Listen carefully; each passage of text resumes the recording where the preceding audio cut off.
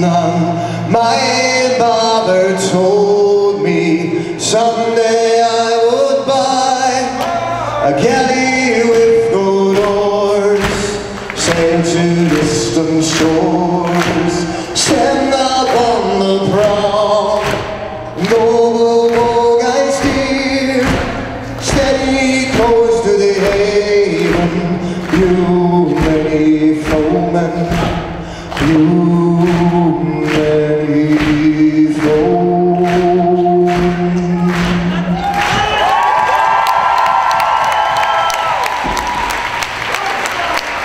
Seid ihr bereit für unsere Wikinger? Are you ready for the Viking? Herzlichen Dank, die Zeit habt ihr mal! Wow! Gustaf Skarsgard, Alexander Ludwig, Andersen Clive Standen. Wow, how cool was that? That was awesome, guys. Thank you so much. That was amazing. That was cool. That was Really, cool. thank you so much. It's been an honor. That's the Halfdan and Harald song, right? That's right. Very cool. Very cool. Me and my band, we did the version after watching your show, guys, and it's been an honor. It's wonderful. It's great to be here. No, pleasure, mate. Pleasure. Thank you. I'm gonna look out for it.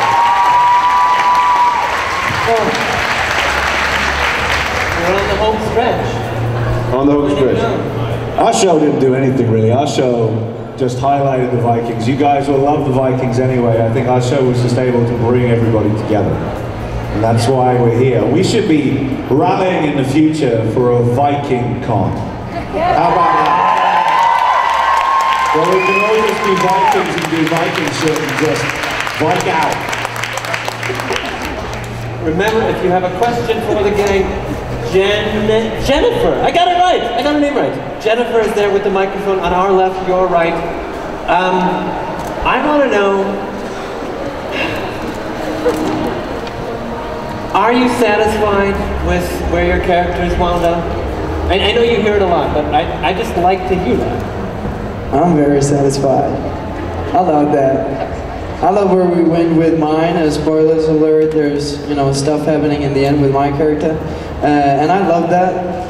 I love to show that he was a human being after all. He was not just I'm a god, yada yada yada. Like it's way more interesting if your character is a human being and not a god, because you're a god, you can't do anything wrong. And I think The Norse gods could. Yeah, well, that's true. That's actually true. That's true. But I'm very satisfied with where everything ended up for my character. And it's fun to shoot a death scene. Like, it's hilarious. You're like, should I give more? Should I give less? Maybe less. Okay, yeah, perfect. So, that's always fun. Clive, Ellen? Yeah, I mean, I'm really satisfied. I mean, the only thing is, I wish we could have seen Rollo's death on screen. Same as Alex, it's always fun to actually have, conclude a character by actually dying, actually seeing him die. Just because we didn't see it, I think, I mentioned yesterday, anyone who wasn't here, I mean, in history, there was some documentation about what he did. And on his deathbed, when he was dying of gout or old age or whatever he was dying of at the time, he lined up 100 Christians and had them all sacrificed in the town square in Rouen. And at the same time, he sent 100 pounds in weight to the church, so he was hedging his bets. And I would have loved to have seen that on the screen. This guy that's so desperate, when he says, he's still here, Thor beating his hammer when everyone else is thunder, he's still not sure. He's still having this fight inside himself, whether he's a pagan or whether he's a Christian. And I just think it would have been nice to see that right until the bitter end. This guy that's still just messed up. Gustaf? I'm really happy with the whole arc of my character. Being there from the beginning and then closing the whole show on that beach after having, Floki goes through so many transformations and torments, and I think it's a beautiful circle. So I'm really happy with it. I love that they sent him to Iceland, because the founder of Reykjavik was a Floki, and I love that. Alexander? Yeah, I mean, we had toyed with Bjorn's demise for a while with Michael, and he had always had this idea of how he wanted him to go, and he always had this picture like, I don't know if you've ever seen El Cid, but it was an old Charlton Heston movie, and it's a phenomenal classic. Ironically, I thought that was so funny because his grandson is one of my closest friends, and this certainly had that moment where Bjorn's trajectory as a warrior has gone from, you know, boy, warrior, king, legend, and I thought that was such an amazing way for him to go out. But I think regardless of how he went out, it's moments like this in front of you guys, when you're all here to come see us years after the show is done, that make this so unbelievably special. And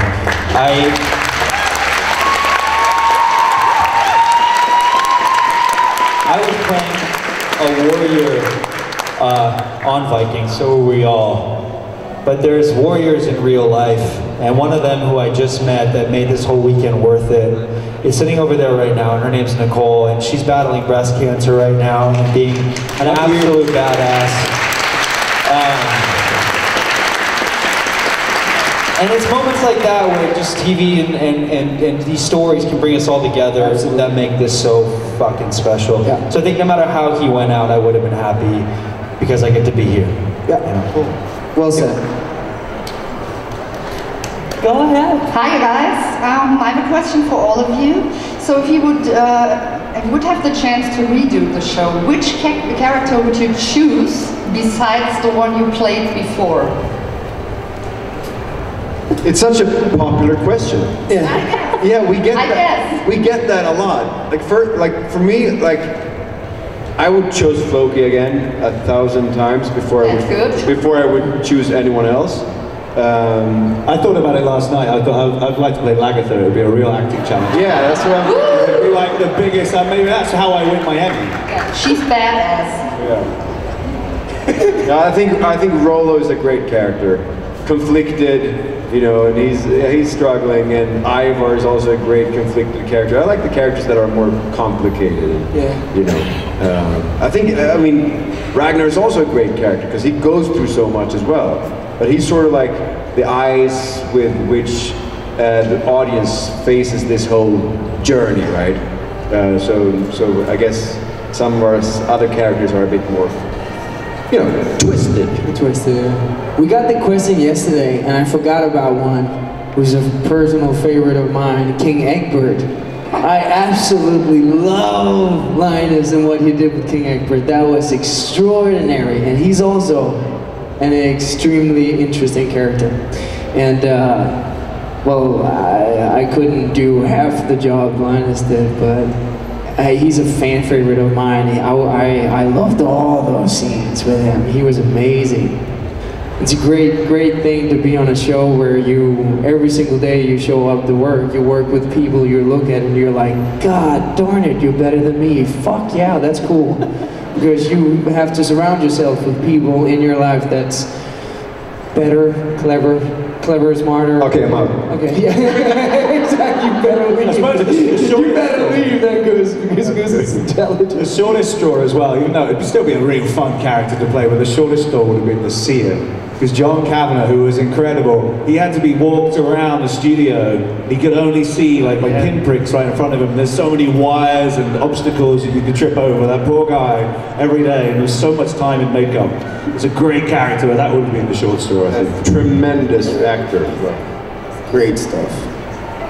Alexander, who would you be if you weren't Bjorn?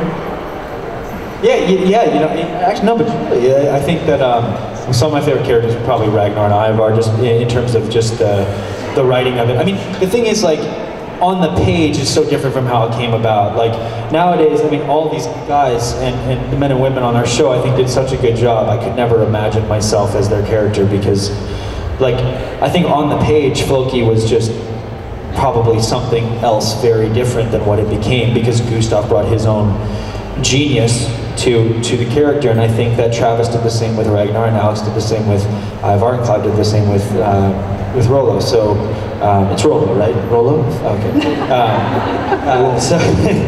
So I think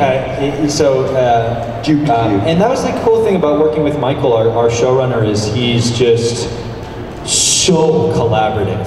It was ridiculous, like to the point where I think the reason you guys all felt connected to one or a different character or all of them is because they were so their own person, and that was a result of Michael's willingness to talk with us and collaborate with us and implement our own ideas about our character.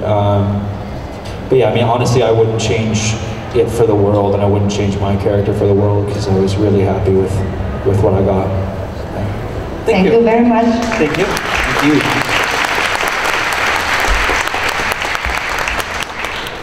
Hi guys. Hi. Hi. I was quite sad to see that Floki and I will never get to reunite. Oh, fuck yeah. So, at the end of the series, when Floki's on the beach, do you think he knew Ivar was dead? I think he knew, and it was actually interesting because there is a scene when Floki is sitting in the forest while Ivar is dying, and it's almost like he reacts to it, you know. And it was fun because that scene was written as a reaction to another guy dying in his sort of neighborhood in North America. But when I shot it, I knew, I was like, no, I'm going to play this reacting to Ivar's death because I know they're going to connect it to that in the editing. And they did. So I didn't know that. I'm so sorry. I'm so happy they did that. No, so I was like, no, they're going to play this as me reacting to Ivar. So I played it like that, and that's what happened. So Floki, you know, no matter what you believe in my universe, he could sense some shit, you know, and I think he knew. Yeah, that's so nice. I mean, it's like that thing, like when you hear these stories, like if twins are born and one twin's hurt than the other one is, or like a mother knows if their child is in peril. I believe in that, you know, 100%. Yeah, and also like that's how all you boys found out that Ragnar was dead as well. Exactly. So there's, you know, that element of the show was always there. There's that beautiful spiritual element to the show that's been throughout the entire show, and that's one that I really connect with. And I find it super interesting. On a spiritual, like energetic level, the craziest thing, I think one of the coolest things I did is Gustaf and I actually went to Iceland to study the Njál sagas and where these have taken place and get as much information as we could. And it was also an excuse to just go to a really, really cool place. And I remember we went to this one spot, this massive wall, and you just felt this like magnificent energy. And it turns out that that's where they have the ting, like where all the different tribes, the Viking tribes, would meet up once a year and have their meeting. Now they couldn't have known this at the time unless they felt it, but that exact meeting spot is in between two tectonic plates. And that blew my mind. It's between the European continent and the North American continent. Yeah. And like, so the fact that they knew that spiritually there was something special here without being able to even dig down or see, well, I think just says it all. They were connected to nature, and that's the connection we've lost, and we got to reconnect with that if we want to survive as a species. That's what I think. Cool. Thank you. Thank you. Thank you. So this is actually a question for Clive. You made a cute video with Kakashi a few hours ago, which is actually my boyfriend. And I wanted to ask if you could send us the video via Instagram or something later, because it was so cute and I was excited as he is. I'll airdrop it. Come and see me afterwards. I'll airdrop it right to you. Thank you you made my 11-year-old boy's year. He's obsessed with Kakashi, and I try and watch it with him, but it's Kakashi specifically. And I turn around, Kakashi's standing right behind me, and I've been looking for the whole of this con for something I can take home to him from the show, and they're always sold out Kakashi stuff. And then Kakashi himself just walks into my life, and he made Rafty's year when he saw that video. Thank you. Thank you. Thank you. Hi. Hi. My question is for Alexander. I'm a big fan of heels. How difficult was it to prepare for the wrestling scenes? Oh wow, thank you so much. It was, okay, so here's the thing. Vikings, without question, was the most demanding of you mentally. Because those elements, like the elements, just being out in the weather was always just, it was a lot. You know, you're out there for 12 hours a day at least, and it can be pouring rain or freezing. Rain, sun, snow, whatever, you're out there with the crew, and it was brutal. But physically, the most demanding thing ever was heels for sure, in terms of having to prepare for a role. There's a huge wrestling community globally that I obviously wasn't that aware of before I got on the show, and I realized we really needed to step it up to do right by them. So I was training for months with professional wrestlers in Los Angeles, in specific a guy named Chavo Guerrero, who's a Hall of Fame WWE wrestler, and then when we were filming during COVID, we basically go from my apartment to the wrestling ring where we'd wrestle with a bunch of pro wrestlers from the South, then go to the gym and then back, and it was just this constant thing we did. It was so freaking cool. The stuff that we learned to do was just, it was pretty amazing what they put their bodies through. Yeah. Thank you. Thank you so much. Amazing. Oh, thank you. Thanks for watching. I appreciate that.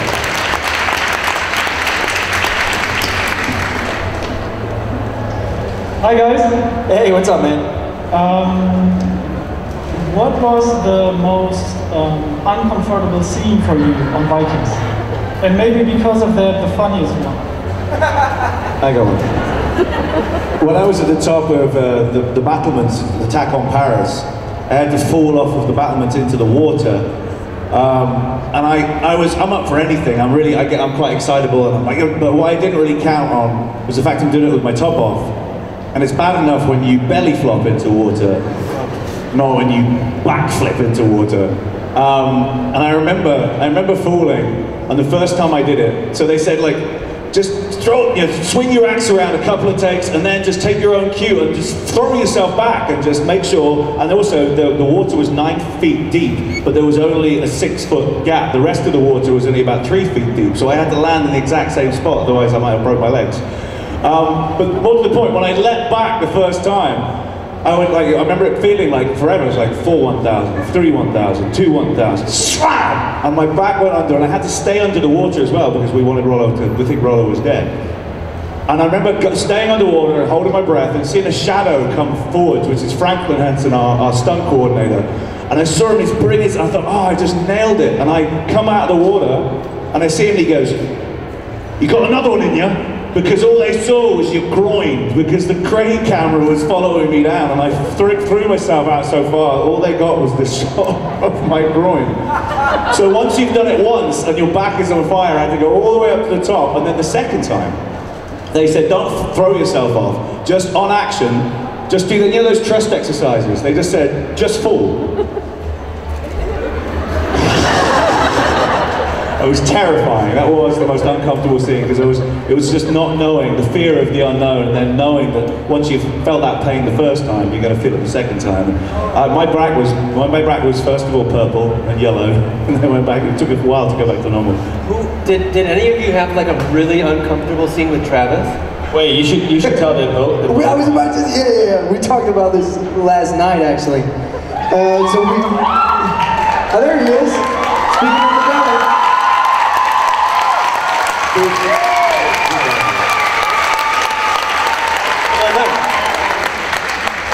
Wait, you have a mic for Travis? Come on. Yeah, go. Wherever.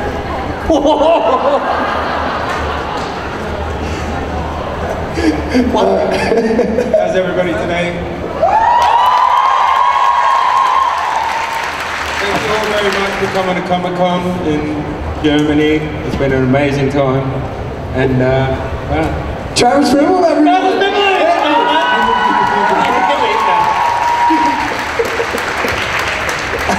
I just love that he's wearing Bass Pro Shops and Cabela's hats all weekend. I'm trying to get a free fishing rod.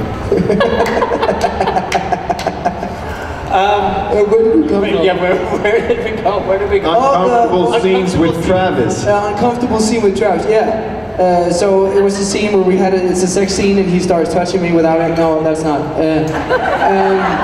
We had to shoot a storm scene in episode 12, I think, in season 4. I just got there. I've been shooting for 3 weeks. I'm still green. I'm pretty nervous every single day at work, and we're shooting this storm scene where this boat ends up capsizing, and I'm tied to the mast. But because the boat is capsizing, I get underwater. So we did that, you know, the entire day. And the last take, I'm usually 2 or 3 seconds underwater until Travis gets to me and loosens the, you know, whatever I'm tied up to, and I can get free. But on that last take, I kind of got twisted a little bit, so I was completely underwater and couldn't reach any kind of air. So I was stuck under there for 6-10 seconds, tied to a mast underwater, thinking this is not what I kind of signed up for. Why am I doing it? And then Travis showed up and saved the day as always. So we all good, but that was kind of you know, that was close. That's not supposed to happen. Yeah, that was also ties into another scene that me and Travis did when Floki is about to drown. They have this huge conflict, and you don't know if they're ever going to become friends again. But Floki's about to drown, and he just loves him so much, so he has to save his life. But we were shooting this in the water, and we're in armor and leather and suits and everything. And I'm going to be panicking right before he gets to me. So I'm out of air even before he reaches me. And then he starts, you know, try to swim with me, but we're both starting to sink. But we're supposed to be sort of panicking because so I was like, there's no way we're gonna be able to signal that this is actually getting dangerous now. So I was like, I started screaming. I was like, help, cut, help, with like the last breath I had before we just went down into this murky brown Irish lake from which we will never have been found. You know, pulled back up again. Yeah, we were in big trouble. I wanted to go for help. Yeah. I'm glad I could. I'm glad you did. I'm glad I didn't have your pride. I wasn't going to do it, but God, I was going to drown. Very cool. Thank you guys. Thank you. Great question.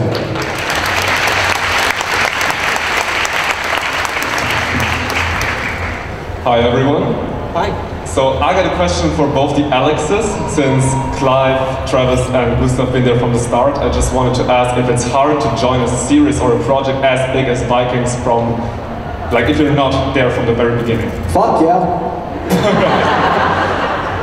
I mean, you came in season 2, so you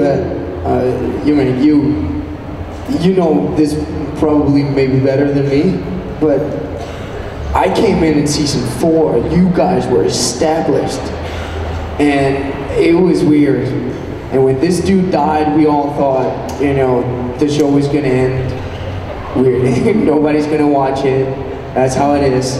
Eventually, all the ratings went up and everything. It was a way better show, by the way, and everything was just greater. People got along on set way better. And no, I'm messing. But it was a lot of pressure.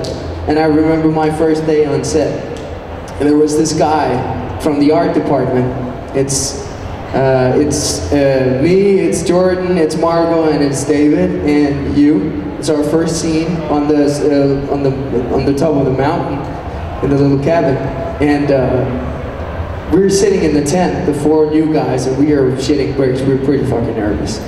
And then a guy, Ian, from the art department shows up with a dart in his mouth, and he's like, you see these 300 people standing and working behind me? They don't have a job next year if you guys fuck up. I'm just telling you. And we were like, okay, fair enough, fair enough. But I'm so happy he told us that, because that just, you know, told me, at least, that it's important stuff, and there's people's lives on the line, and work on the line, and that it's a lot of fun, but it's also serious business, and I appreciate that. Thank you very much, you did an amazing job. Thank you, man. Thank you so much.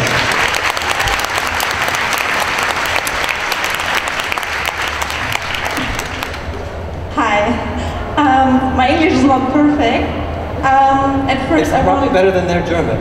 No, I will try. So at first, I want to say I'm sorry I didn't watch the Vikings.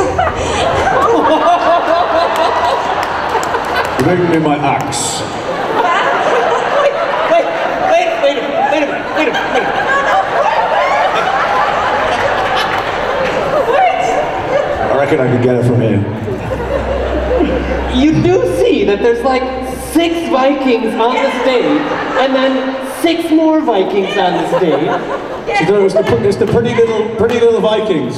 She got confused. I stand for my mother-in-law. She loves Vikings and she loves all you all. So, but she isn't here. And would you make me a favor? Can you just say hello to Renate? Her name is Renate.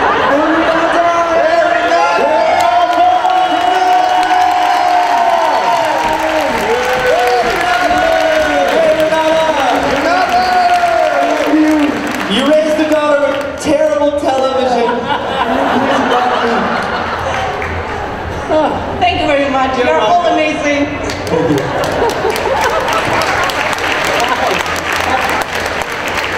Have you seen the show Viking? Yeah, I do. Okay. Hi guys. Hello. So my question is for everyone. I loved you on Vikings. I think you're all really, really talented. And I'd like to know if you can tell us what you're doing now and what are your upcoming projects. I got my graphic novel, which I've been telling everyone about. There's little QR codes on the front of the stage afterwards. If you wanted to scan that, it'll take you to the website, tell you a little bit more about the graphic novel. But it's set 4 years from now in a dystopian America where there was a war in America and America lost. So I've kind of tried to flip everything where America's become Syria. And the Mexico and Colombia and Cuba have attacked from the south and reclaimed the land Mexico lost 100 years ago and built a wall to keep Americans in. You know, the Native Americans are prospering and they have their own communes, and it's all on there. You scan the QR code, it'll take you to AmericanCarnageNovel.com, and that's coming out. We're trying to, the process of turning it into a brand new TV show.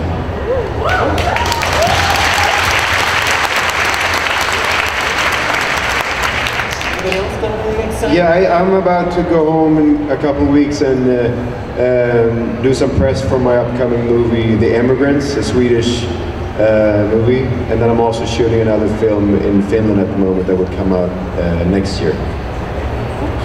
I can't wait to see that film.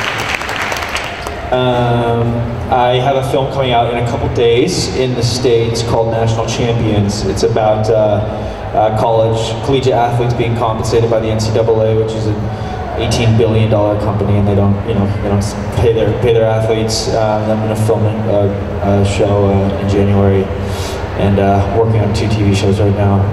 And I got the new season of Heels that's coming on. Country album's coming out next year. But the most important thing that happened is I got married this year. My wife is somewhere. I can't see her. Can you see her? Why? She probably left. Oh, she left me already. He really loves to sing to her. Congratulations. Right. Thank you. I think she left me already. Damn it, I thought it lasted at least a year, but thank you. I found my food stash back there. I got a Second World War film out in Danish cinema right now. It's hitting Netflix in a month or 2, I think. Then I'm working on 2 TV shows, and I'm working on my own TV show, and I started a damn watch brand. It doesn't make any sense, but yeah, you know, apparently you can do that now. Thank you, social media. But yeah, so it's working out well. But first and foremost, now I'm here at German Comic Con.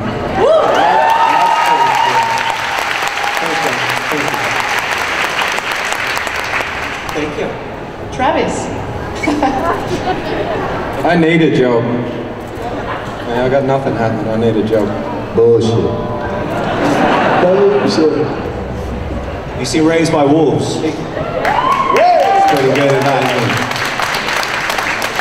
Spokesperson for Cabela's on the Bassmasters tournament. Thank you so much. Thank you. Thank you. I think you've got time for one more. Hi guys. Hi. My question is, would you guys consider coming back to German Comic Con in the future? Would you? Jawohl!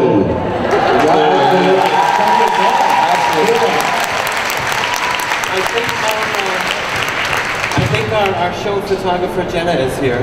I think she wants to take a photo with y'all on the stage, if that's all right with the crowd. That ain't no problem. Is that all right with you guys? Absolutely. Is that all right with you guys? Thank you for being so kind these past 2 days, 3 days. It's been brilliant. Thank you so much. We really, really appreciate it. And if you love this kind of thing, if you love our question and answers, then make sure you tune into VIKINGS, our new podcast, where we're going to have every cast member of the show on. We'll have other special guests, celebrity guests, other types of Vikings on. So if you love hearing about the show and behind the scenes, then make sure you subscribe to the YouTube channel where you can see some video footage of behind the scenes. And also any podcast platform, Spotify, Apple Podcasts, it's VIKINGS. Thank you, gentlemen. Hope to see you again in the street. Thank you, everyone.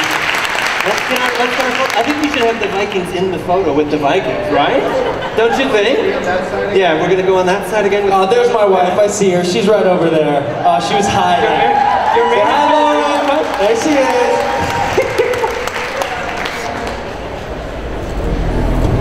Soll ich das machen? Filmen? Also, ich bin Film. Ich bin der Filmer. Der Mann.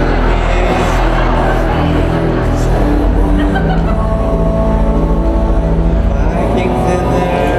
We make sure Jenna's in there too. It's Jenna. It's the Vikings and the other Vikings. It's some more Vikings.